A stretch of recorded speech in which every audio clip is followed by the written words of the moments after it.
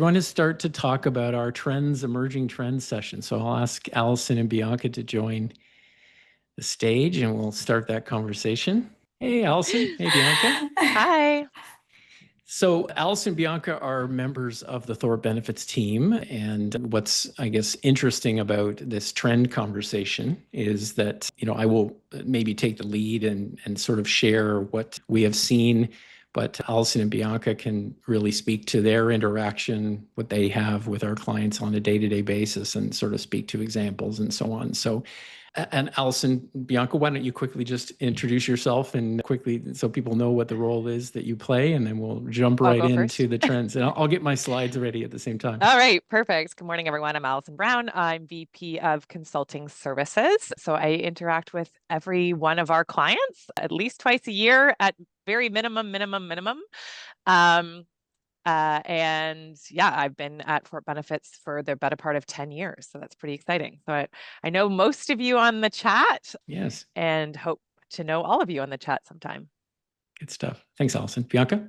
Yeah, I am Bianca. I am the wellness manager here at Thorpe Benefits. Unlike Alison, I have not been here that long, but I am familiar with some of the people in the chat. I help facilitate our wellness service. So I do know some people who have access, had the privilege of going under our focus area in our wellness service. I'll talk more on that in the next session, so I'm not going to give too much away. But yes, I am happy to be here. Thank you for being here. All right, so let me share my slide here and let's make sure everybody can see that. As we mentioned, we've broken this trend session, the emerging trend session, up into sort of three parts, and that is we have some general observations of what's happening primarily with our clients in the HR and finance departments and what they are dealing with, because a lot of what they deal with, we have to understand and manage and support in order to help them get things done. So it's important that we do know where they're coming from and effectively empathize with that. And then we can help them move things forward. Then we're going to talk about specific benefit trends and specific wellness trends.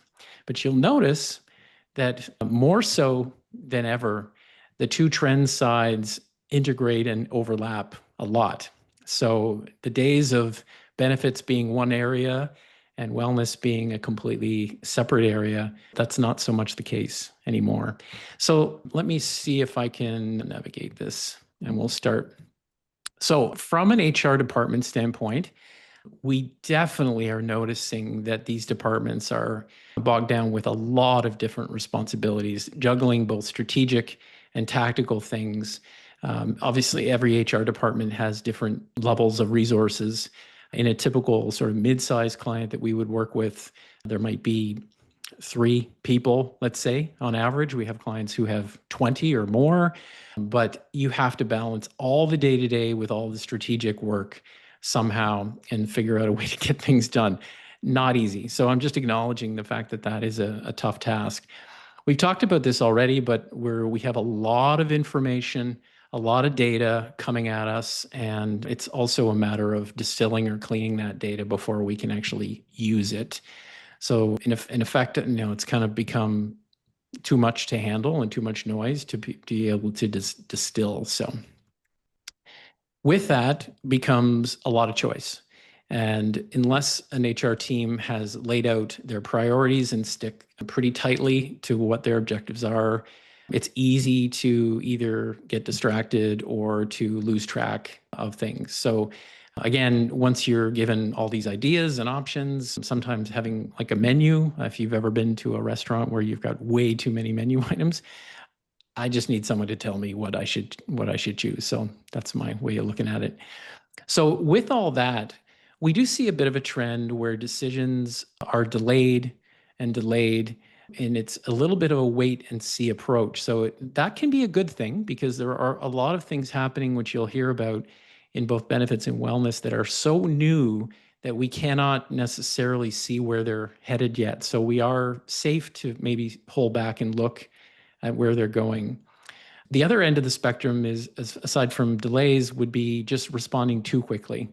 A loud voice may come through, we react quickly, and we put a new provision in our plan. But then with that, we move on to other priorities and we don't necessarily follow through and, use the communication that we need to make it stick.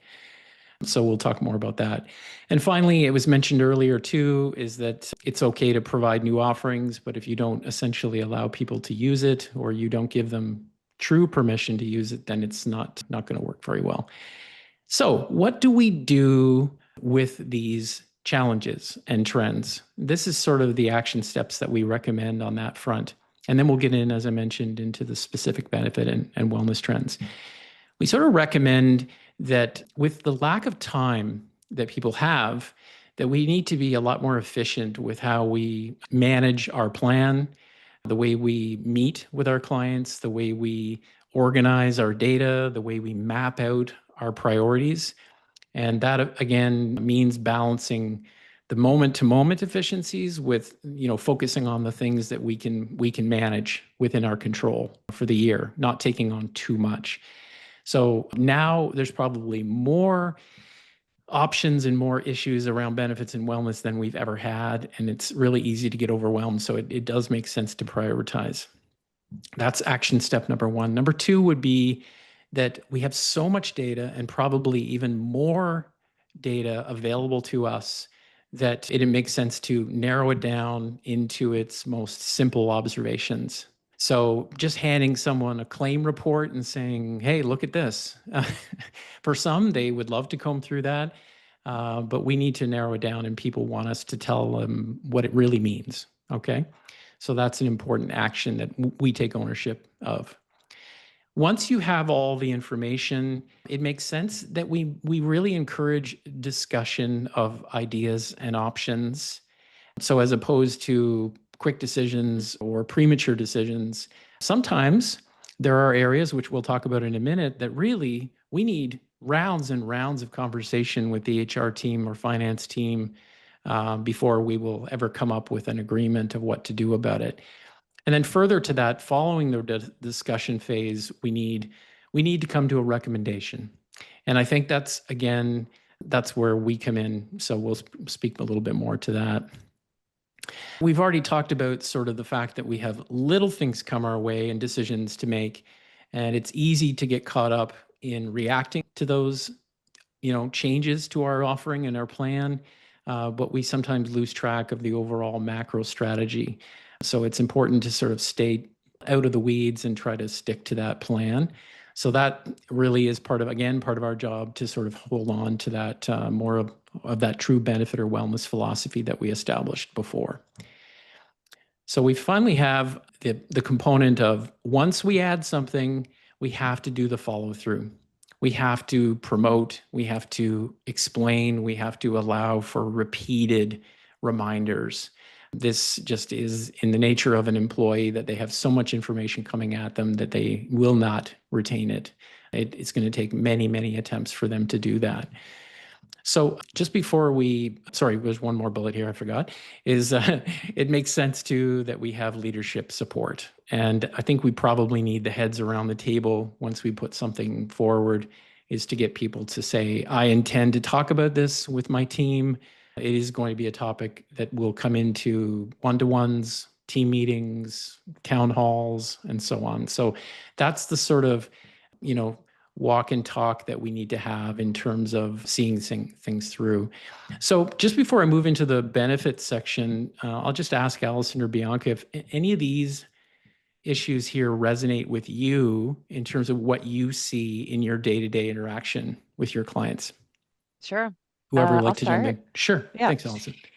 Yeah, no, I agree that there's just so much on the HR plate right now, and the priorities change sort of daily sometimes. And so to be able to keep the priority list up to date from our end is really important, because we want to make sure that we're helping our clients as their partners on the same side of the table as them, move through these decisions in an appropriate fashion with the data required, as you mentioned, and throwing data at people.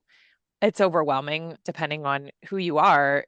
Sometimes data can be really just an overwhelming situation where you need someone to sort of walk you through it and tell you what it means. And sometimes data doesn't mean anything right now, but it's something that we can use as a benchmark or a starting point a baseline and track over time. Mhm. And that's also understanding the difference between those data points as well is really important. And then, yeah, the follow through, we can have the discussions and make the recommendations, but sometimes we do have to stay on top of, well, what's next, right? With so much going on, it really makes a difference that we can partner, with those teams and help them move through those decisions. Yeah, Yeah. I think people appreciate that. Sorry, go ahead, Bianca. I know you have thoughts No. on this too. I was just going to echo what Alison said. We understand that there is a lot on everyone's plate right now. So even in the wellness side, we know that you think employee well-being is a priority, but there's just so much right now in the wellness world regarding vendors, tools, resources. And that's where we come in, where we could narrow that down for you. We could have that discussion, provide recommendations, and get you on the right path.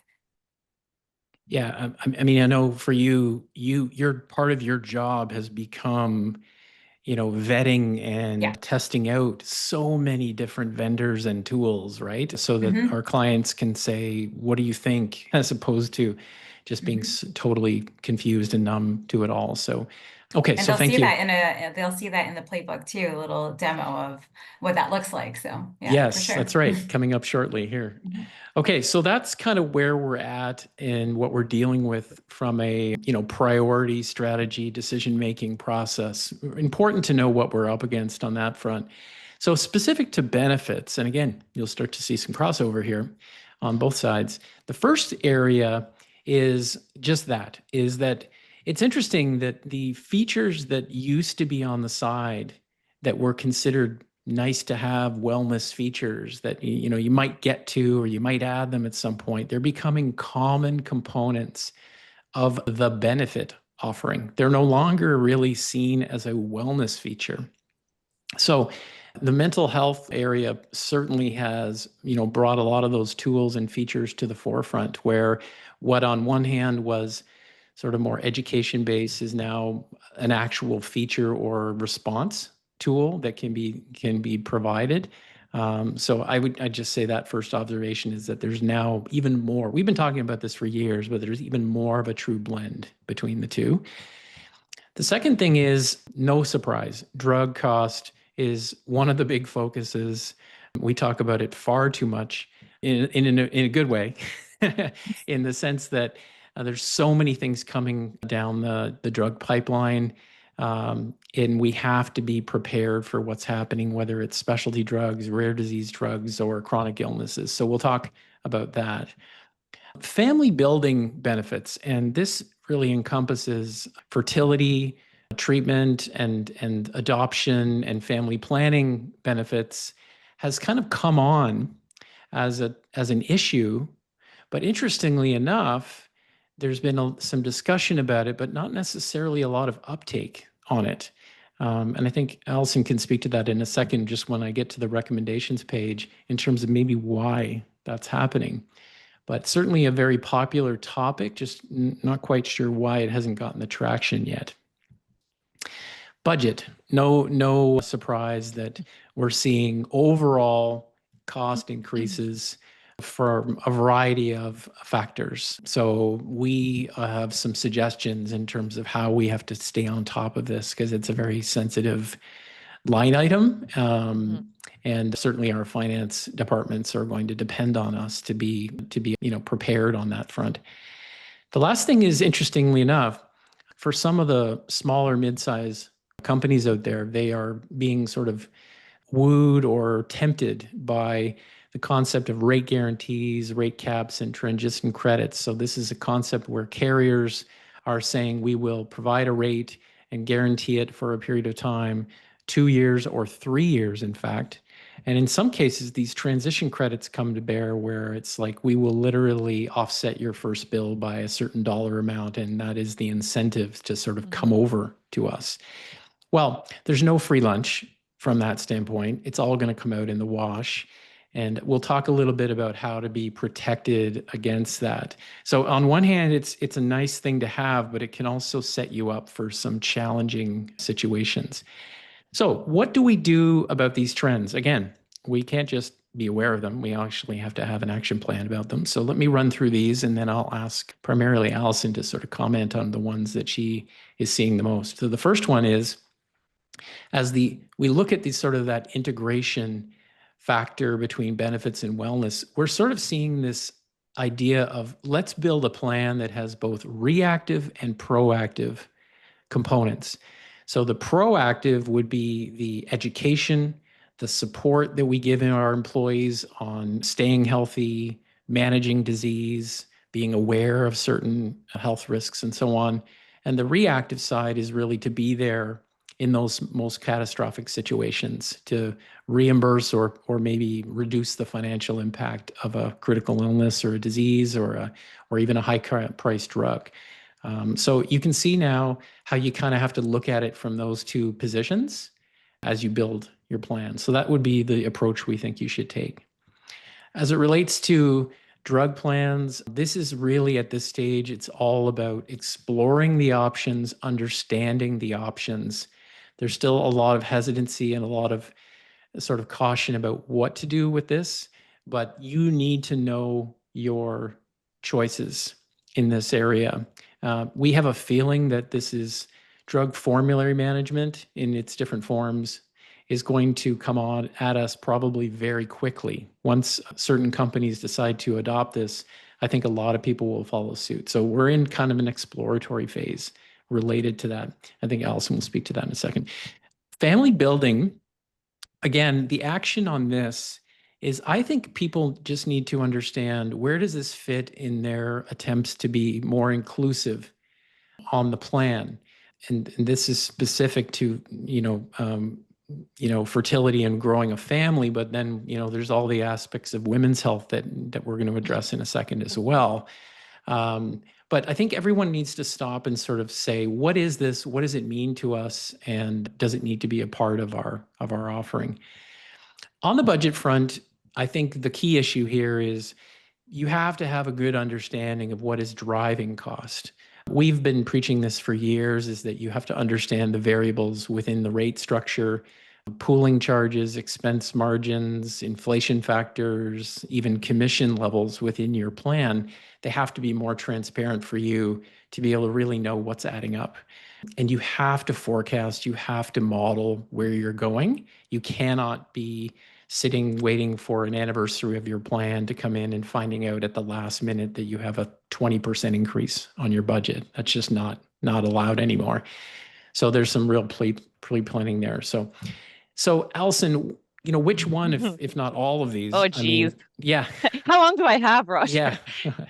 I have comments on all of them. I mean, certainly the proactive versus reactive responses. I think you can talk about a whole variety of different ways to be proactive. Wellness is definitely one of them. And, doing the right things to support people's mental health early is something that we want to make sure is out there. Understanding, we talked about that allowance to use benefits, right? Meaning supporting people who reach out to their EAP, but also allowing the employee to understand how private the EAP program is, and so they can feel comfortable accessing that without anyone knowing that. But I mean, you can also look at the drug side and say, we have a whole lot of weight loss drugs coming onto the market. Does that make sense to be proactive about, sponsoring weight loss drugs so we don't get into diabetes management, heart disease, depression, all of those comorbidities that come with obesity, right? But that is so evolving and changing on a daily basis. So that's something that we are having constant conversations with. And a lot of it has to be wait and see, because we have no data. We have no idea how this is going to shift costs, uptake, all of that. So yeah, lots to talk about with respect to proactive responses versus reactive responses. I mean, understanding drug formulary options is going to probably become a must very soon. Right. There's so much changing on the drug landscape. There's some really, very expensive drugs. How do we integrate with, some of the government programs? Does that work for your company? Does your insurance carrier provide the right kind of drug formularies, or do we have to look at a third-party drug formulary company to help step in and manage that on our behalf? Some carriers are doing it better than others. So that's something to consider as well, is who you're working with for those kind of things. But once again, not a ton of data, right? There's not a ton of data out there to sort of prove or disprove that that's the right thing to do right now. Family building. So much to say about family building, and I'm really glad you mentioned women's health. It's very personal to me right now. You know, not every woman will have a child, but every woman will go through menopause. So this is something that I think that we need to recognize, that 50% of the working population is women, and they're all going to go through that. But on top of, you know, the traditional family, definitely inclusivity, you know, your diversity and inclusion committee is going to be talking about family building. And without being controversial, you know, the question is sometimes too, how far does the employer need to go, right? Is that the employer's responsibility? So that's discussions that philosophically we want to be open to having. We would just want to be open to having those discussions, right? And then always, always is going to come down to numbers, right? And, you know, we love talking philosophy, and we like talking about, you know, where we're going and what we can see and the what ifs and wouldn't it be great if, but at the end of the day, we have to make sure we understand what that impact is going to be on our budgets. And we have to look longer term. So we can't just look at, you know, what's going to look like next year. We want to make sure we understand that sustainability. And that's another challenge we're going to have with everything that's coming into the market with, you know, weight loss and cancer drugs. There's tons of cancer drugs that are coming in. I think we all used to believe that if we had cancer, we would go to the hospital and, you know, those drugs would be administered in the hospital. They're now sending people home with tablets. They're incredibly expensive. You know, how do we forecast those, you know, instances, and are we doing the right modeling to crash course to make sure we can afford those? Do we have the right pooling thresholds? Because, you know, perhaps we're paying too much for a low threshold and we can move that up. I mean, I could go on for days. So yeah, I think at the end of the day, like, it's always just worth having the discussions. I obviously am quite passionate about this, so welcome the discussion anytime.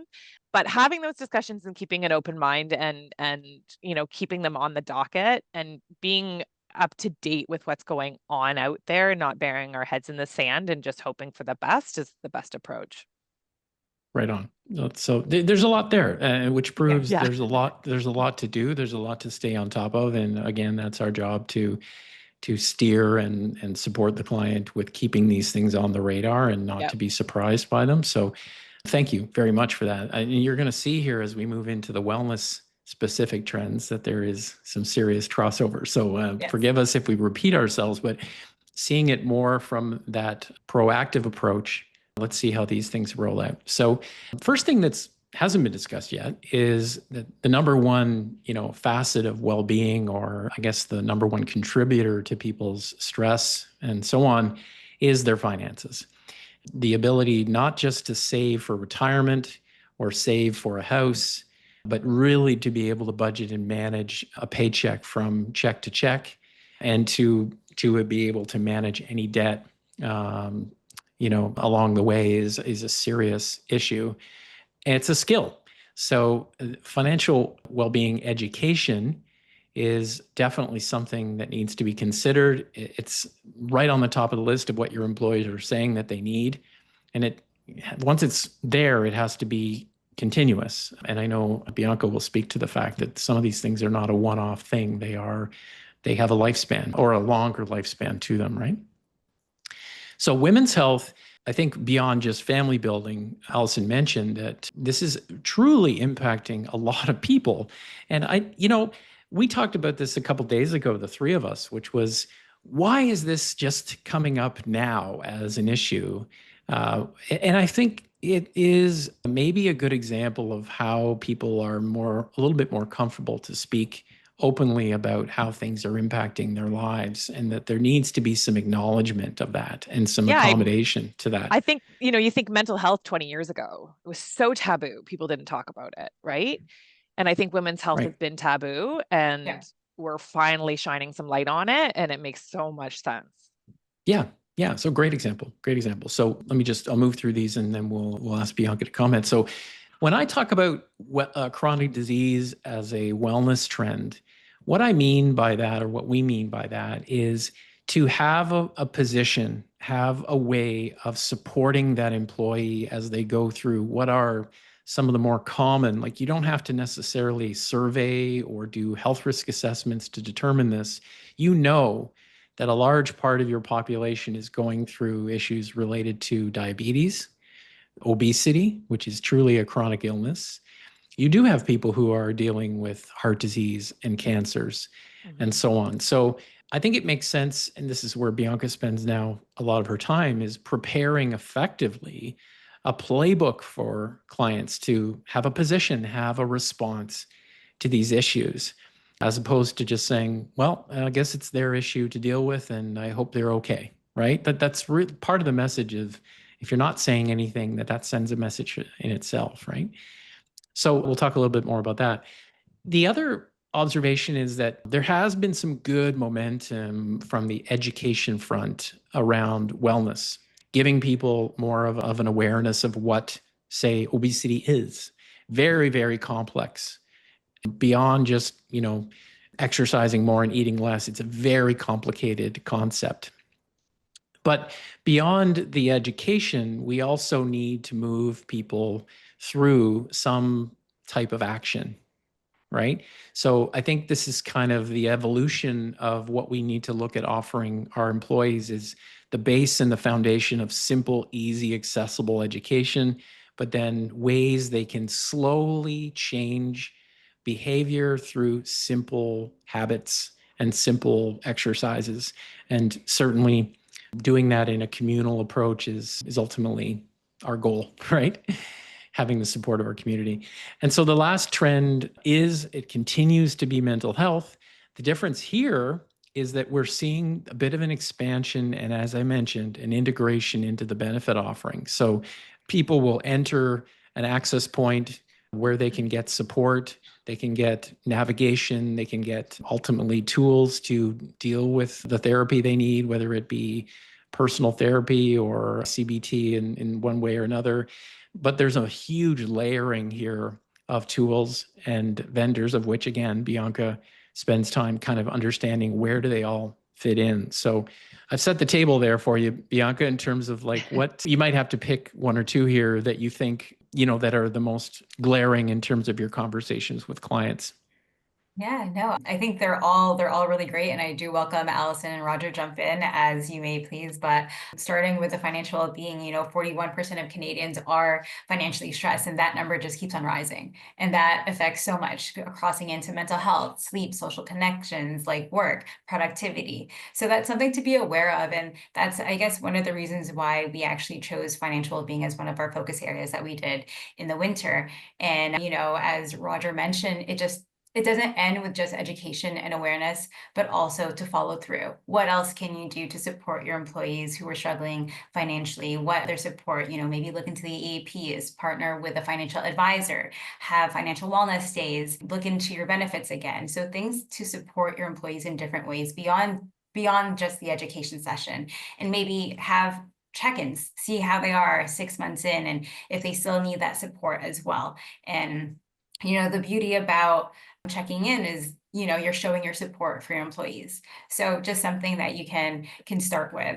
In women's health, echoing Alison again, it's major, it's big. And Roger, we had that discussion. You asked us why are we just hearing about this now? Women still feel undersupported in their work. We heard that some women are changing their career choices because of what they're going through in their life phases. And I'll talk more on that in the next session in a couple minutes, but this is a big major topic that we need to be aware of, and we need to offer our support and be there for our employees, And yeah, so and I guess another point that I could talk about is the, lacking action and impact on behavior change. So we talk about it time and time again, Roger, it's like there's education, but what more can we do to help with the behavior change, and what action steps can we provide our employees? And that's kind of echoing, I guess, our wellness service. You know, we do provide that education and awareness, but we also provide steps that employers could help with the employees in regards to behavior change. And, you know, we always say simple and consistent. We don't want to overwhelm you. We don't want to overwhelm employees, but how are ways that we could create this psychological safe culture to support an individual's behavior change? And that really starts with open discussions, having that safe space for employees to come to you to talk about what they're going through, and maybe supporting them, maybe having a steps challenge, maybe having a mental health week challenge, like start with a bingo card, or, you know, something small. And these action item steps are in some of our playbooks that we've created in the past. And you know, that kind of ties into the chronic disease, you know, having these little activities, information challenges that are ways to highlight the chronic disease that could be preventable, also by helping them with support as well as they're going through it. So I think that's something that we always focus about, is having that education and awareness for preventable stuff, but also having the support to provide as they're going through whatever they're going through. You know, it's all some real steps. Yeah, it's all it's a whole circle, you know, trying to be there. I didn't bring this up until now. This is just sort of sums up kind of what you had just said here, but we'll maybe finish on this. We've got a couple of minutes here just to give people some real takeaways on what to do next. So I think this is really about setting priorities. We already talked about that. I think there are some aspects of health and well-being that we've just talked about, which we realize have maybe just not gotten the attention they deserve.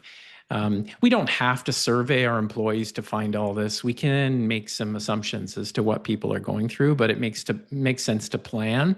Whether you customize and do this yourself, or whether you take advantage of our foundational service on that side, I think you probably have to make that decision first. Yeah, I think we've really spoken to really all of these things here already, so I won't repeat myself. But it does make sense here. It's kind of interesting that what's new about, and I can unshare my screen here as we just kind of bring us all back into view, is what's pretty wild is to see that, Bianca, you're sitting at the table now as part of our client discussions. And so it's not a nice to have, maybe we'll have time to do it approach, whereas you are incorporated into our relationships with all our clients, and you have a voice to say, here's what we can do on that front. Let's really get into it. Start slow. Let's do it easy and simple. But I think it's pretty telling as far as a trend is concerned that your role exists. That people, and it just, yeah. Sorry, I Go was just ahead. going to say, it just proves to show, you know, one of the points was that there is a benefits and wellness crossover now. You know, it's not separated. We are combined. Yes, absolutely. And it makes total sense, more so now than it ever did. So hopefully people took some things out of this where they can think there's lots of things to consider, discuss. Ultimately, we can support them in doing that and getting towards some sort of action or recommendation, taking on the right amount of priorities among all the things like we've talked about that our HR and finance teams are dealing with. So we will keep that all in mind at the same time. So thank you very much, Bianca. Thanks, Alison. That was a great conversation. Hope people got lots of value from that.